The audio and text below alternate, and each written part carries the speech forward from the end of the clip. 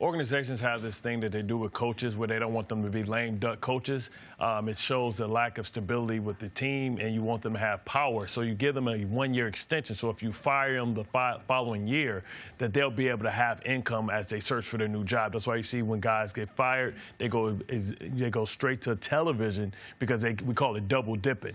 So, I mean, I wouldn't look too much into them giving them an extension. It would have been a multiple-year extension if they really believed. I think this is a very important year for him because there was a lack of institutional control last year when you hear all the things that come, out of that organization, whether it was Le'Veon Bell, whether it was Antonio Brown. It seemed like it was a lack of structure. I think they got rid of those guys and said, listen, we believe in you, Mike, but this is a year where you have to pull everything back together and show that you're an unquestioned leader. Well, and it should be noted, he had 2 years on his deal, so now he has 3 years guaranteed on his deal. Okay. So he wasn't quite in the lame duck year, but it also wasn't a multi-year extension. So it was, to me, they were kind of trying to thread the needle on, we want to extend him so his length of contract at least goes as long as Ben Roethlisberger's does, but not tie us to him for multiple years in the future. Now, right. The Steelers, Jenna said it earlier, have had 3 coaches in the last 50 years. It went Chuck Noll to Bill Cowher to Mike Tomlin. It also should be noted this.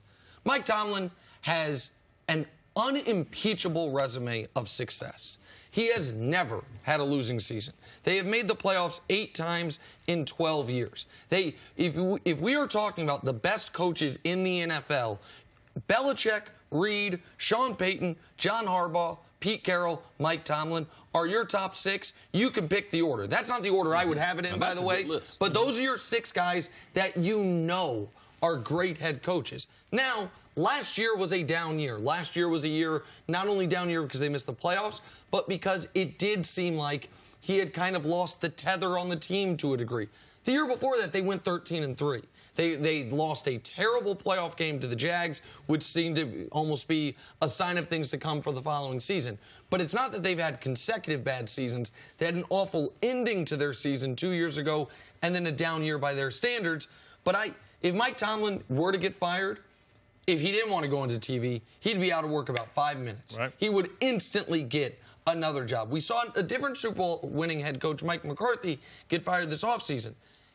He still doesn't have a job. Now, maybe he could have, maybe he turned one down, or maybe the league wasn't as high on him as I believe they would be on Tomlin. But, of course, it's a big year because every year in Pittsburgh, where Big Ben is still your quarterback, you have legitimate, not only playoff, but Super Bowl aspirations. Now you have to do it with the least talented team that you've had offensively in the last 5 seasons. Why is he so good, CC? How has a guy like that been able to survive what a lot of people would call dysfunction within that Pittsburgh franchise for the last couple of years and be successful at doing it? Mike Tomlin is a great motivator. He's a great communicator.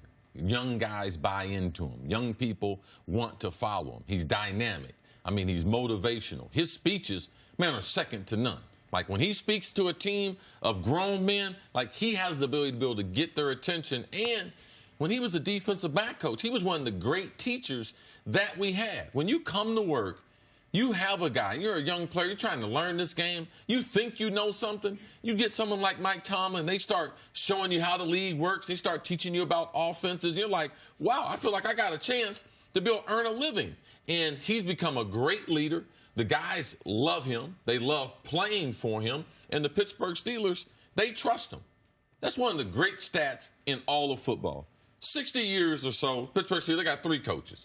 It's one of the great stats that you'll ever see. So you guys might not remember this.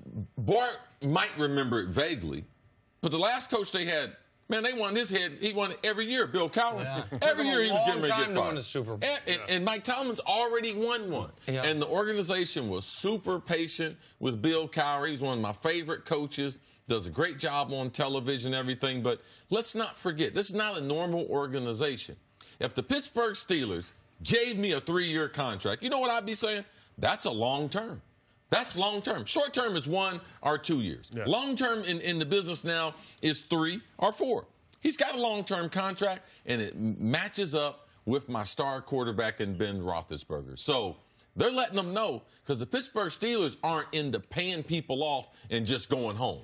Yeah. All right? So to me, this allows Mike to be able to regain his voice, Bart, in that locker room that becomes very important. Well, they got to get back to Steeler football. I mean, they were last in the league in rushing the ball. They've been airing it out because of how good Ben Roethlisberger is, and as the league is changing. But it's going to be a lot on those players. You know, you think about James Conner, you think about Juju. They're going to have to step up, and they're going to see, you know, if he can coach now, because now you got to coach. Sometimes you can lean on your star players just to be great. Antonio Brown, you know, making things happen. You know, Le'Veon Bell making things happen. You think about some of those end of the game plays that they made to win games when they were just better than the other person. You know, Antonio Brown making one-arm catches into double coverage. Now he's going to have to coach. This team is going to have to win, not just lean on individuals. And they're trying to get back to their way. Their secondary's been horrible. They finally decided to replace Shazier with bringing in Devin Bush. For that defense to work, they have to have an impact type of middle linebacker. You think about Ferrier, you think about Larry Foote, you think about,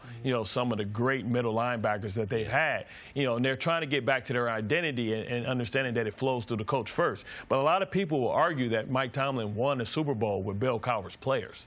You know, and Bill Cowher laid a lot of the groundwork for that. He's had success, but now that division is catching up with them as they've ushered out old quarterbacks. You know, you look about the new dynamic quarterbacks that's coming in, and Baker Mayfield's going to have to be dealt with. Lamar Jackson, that Ravens defense, that's a tough division to play in, and now he's going to have to do it and coach those guys up. But so and that was a criticism of Tomlin. Not a criticism, but kind of an asterisk. Yeah, listen, they won a Super Bowl early. They went back to a Super Bowl 2 years later. It was Cowher's system, Cowher's players. So let's just look at recent history. All the Cowher guys except for Big Ben gone. Since 2015, only 2 teams in the NFL have won more games in the series, the Patriots and the Chiefs. Since 2015, only the Patriots have been to more playoff games than the Pittsburgh Steelers. And this is considered the down part of his tenure. The beginning was considered the wild success. Win a Super Bowl in year 2, go back in year 4. The last 4 years, which have been more of the struggle, they've still been a great team. This is where you are a victim of your success, where the standard of excellence is so high that 9-6-1, which is what they were last year, is considered a disaster. There are a couple things. One, I discredit what you're saying as far as getting credit for winning with another person's players. This is not college, all right? It's not like you on scholarship, you're out recruiting. Those players were drafted by the Pittsburgh front office. Pittsburgh's front office have drafted great players.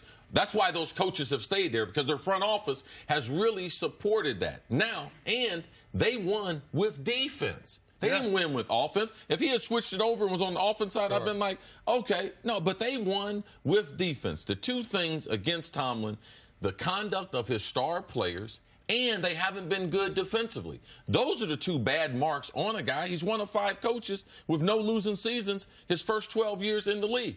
We said, which is the 100th season. That means he's a pretty special coach. And those other 4 guys, Curly Lambeau's got a stadium named after him. Don Shula, some consider him the greatest coach ever. George Allen, a legend.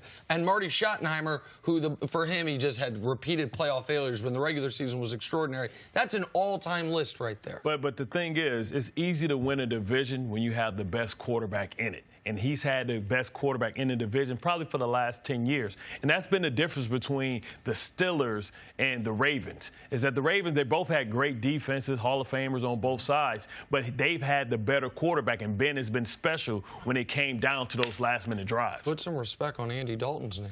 Thanks for watching. Subscribe here to get the latest from the show. Also, be sure to check out more of the best clips from First Things First, or go watch a few segments from our other shows on FS1.